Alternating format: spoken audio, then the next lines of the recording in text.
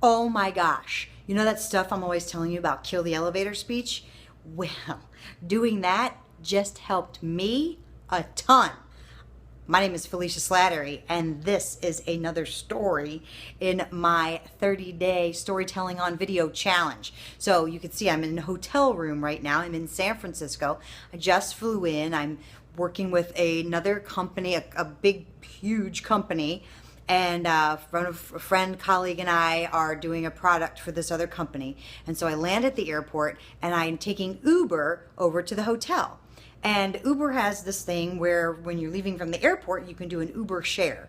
I said, oh, all right, whatever, I'll do the Uber share. I'm game. So I get in the car, and then we picked up the other passenger, another woman, and she got in the car. And I was friendly. I said, hi, how are you? She said, hi, good, how are you? And then we just chatted. Where'd you come from? Where'd you come from? Were you there for work or for fun? Whatever, right? So as we're chatting, and she says to me, what do you do for work? I did not hit her with an elevator speech. I just told her very briefly what I did, and she was all excited about that because people too tend to get excited when you tell them that you write books and you do teaching and training on communication and you're a professional speaker. They get all excited. So we started a chat a little bit about that, and she turned, we were sitting next to each other, and this is how I know she was excited. She turned her body full sideways to face me, so we could actually have a full-on conversation. And so then I asked her, I asked her the same question she asked me back. I said, so what do you do for work? That was her question. And she said, oh, I'm in, what did she say? I'm in digital advertising. Digital advertising is what she said. And so we chatted about that, and I asked her a bunch of questions about what that was and what that looks like. And since we were both coming from the airport, how often do you travel and yada, yada. And then she wanted to ask me more questions about speaking and training. And she said, so tell me, do you ever go into companies and do XYZ? I said, yes, I do. And she said, do you know anybody here in San Francisco? Because I think I want a speech coach.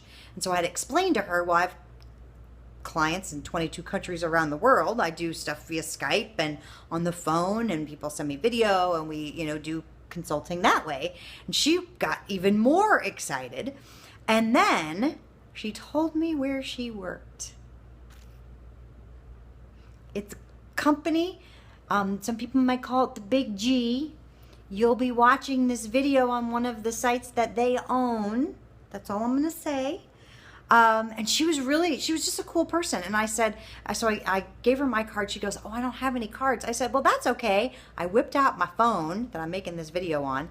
And I said, go ahead and put whatever information you feel comfortable into my contacts. So I opened up a contact. She gave me her name, first name, last name, email address at work.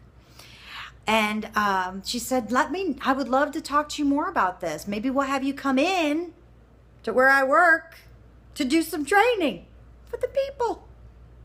I said, that would be fantastic. So having not an elevator speech, because what if I had given her the elevator speech that maybe I memorized some elevator speech that was a fit for who I might imagine my ideal client is? Well, most of the people that I tend to work with on a regular basis are small home-based business owner kinds of people. Does that mean I can't do speech coaching for people that work at one of the biggest corporations in the entire country? No, it doesn't mean I can't do that, because I can. Can I do training for companies? Absolutely I can. So why would I put together this elevator speech or have different elevator speeches depending on, that's just silly. So here's the moral of the story. Kill the elevator speech. Just talk. When you talk, cool things happen, because the conversation then went from there to, we talked about each other, our families, and our kids, and I have kids, and she just got married in July last year. Isn't that nice? And we just had this whole nice conversation. And so she's going to remember me. I know I'm going to remember her, and she's going to hear from me, so she'll definitely remember me. But I've got multiple points of interest to talk to her about that had nothing to do with a beginning from an elevator speech. My name is Felicia Slattery. I'm the author of the #1 best-selling Kill the Elevator Speech. That's easy for me to say. It's late. Kill the Elevator Speech, Stop Selling, Start Connecting. You can find that on Amazon.com and follow along with this video series on my website at FeliciaSlattery.com, on YouTube and on Facebook. See you next time.